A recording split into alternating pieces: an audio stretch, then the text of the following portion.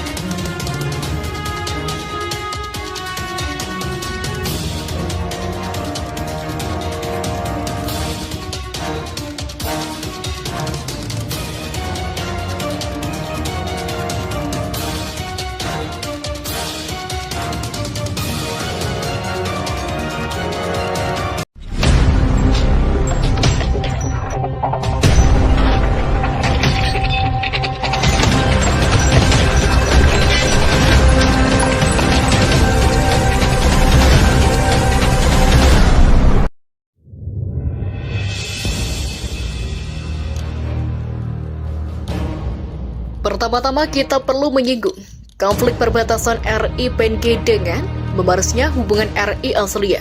Setelah pemerintah Australia pemimpinan PM Tony Abbott menolak permintaan maaf kepada Indonesia atas tuduhan penyadapan Australia terhadap pejabat-pejabat Indonesia, teristimewa Presiden Susilo Bambang Yudhoyono dan Ibu Anis Yudhoyono. Buntutnya Dubes Indonesia untuk Australia pun dipanggil pulang ke Jakarta.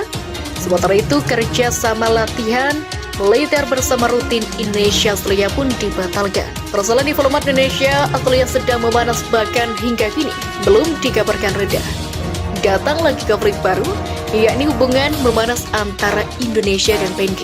Di tengah hubungan RI-Australia yang memanas itu, kini Indonesia sedang menghadapi fakta baru yang memicu hubungan memanas antara Indonesia dan Papua Nugini. Untuk berita di media online peristiwa pembakaran kapal nelayan Indonesia oleh tentara Defense Force Papua Nugini atau PNGDF, namun baru diketahui ketika kelima nelayan Indonesia asal Kabupaten Merauke yang selamat itu melaporkan diri kepada pos tenis setempat. Ada dua versi cerita. Sejauh yang saya ketahui, setelah mempelajari berita-berita di media bahwa ada dua versi cerita yang beredar. Cerita versi pertama mengatakan bahwa speedboat milik nelayan Indonesia asal Merauke itu baru saja kembali dari sebuah daerah di daratan Papua Nugini.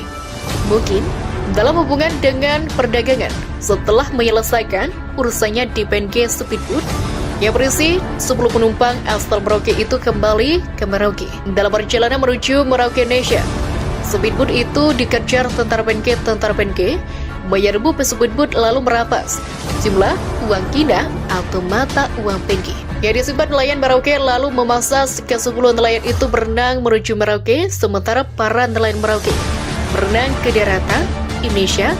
Maka para tentara PNG membakar speedboat nelayan Indonesia.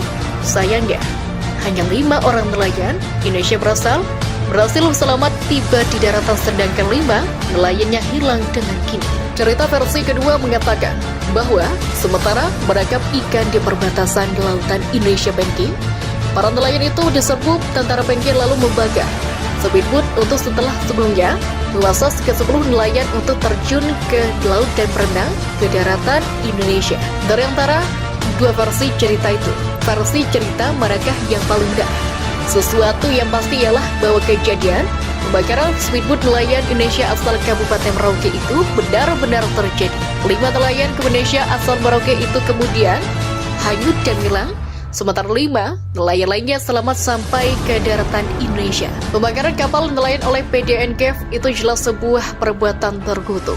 Apalagi Indonesia dan PNG masih terikat hubungan sebagai negara sahabat. Bolehkah sebagai negara sahabat, orang paling selalu memperlakukan sesama sahabatnya secara brutal? Bukankah Indonesia dan PNG tidak sedang dalam status perang? Berpangkal dari kasus tuduhan penyadapan RI Indonesia. Berpangkal dari kasus tuduhan penyadapan RI Australia. Secara logika peristiwa pembakaran speedboat milik nelayan Indonesia asal Merauke ini jelas ada hubungannya dengan konflik diplomatik antara Jakarta dan Melbourne yang dikomandai PM Tony Abbott. PM Tony Abbott menolak untuk tidak meminta maaf atas tuduhan. Jakarta berdasarkan informasi intelijen bahwa Australia terlibat dalam upaya penyadapan terhadap pejabat tinggi Indonesia apapun tindakan Australia. Jelas bahwa semua negara Persemakmuran Inggris akan mendukung Australia. Sebagai anggota negara Persemakmuran Inggris, Papua begini jelas sedang membela rekannya Australia. Meskipun dalam sejarahnya PNG mendapatkan kemerdekaan dari penjajahan Australia, sebagai negara merdeka status pemerintahan PNG ialah monarki konstitusional dengan Ratu Elizabeth II sebagai kepala monarki. Selanjutnya, Gubernur Jenderal ditunjuk untuk menjadi wakil pemerintah monarki konstitusional Debor Morsebi. Sementara pemerintah sehari-hari dipegang oleh Perdana Menteri PNG yang saat ini masih bersengketa, yakni Peter O'Neill dan Michael Somera. Menurut adatnya, sebagai anggota kerukunan negara-negara Persemakmuran Inggris, memang selatnya PNG yang merupakan negara terluas nomor 54 di dunia itu mendukung Australia. Meskipun demikian, perencanaan PNG toh tidak berarti bagi Australia. Negara itu merupakan negara terbelakang yang status ekonominya jauh di bawah Indonesia. Kemiskinan dan ketertinggalan yang perah sedang melanda negeri dengan status terbelakang tersebut, sebuah status yang diturunkan oleh PBB pada tahun 2006. Saat itu hampir sepertiga penduduk PNG hanya hidup $1,25 setiap hari.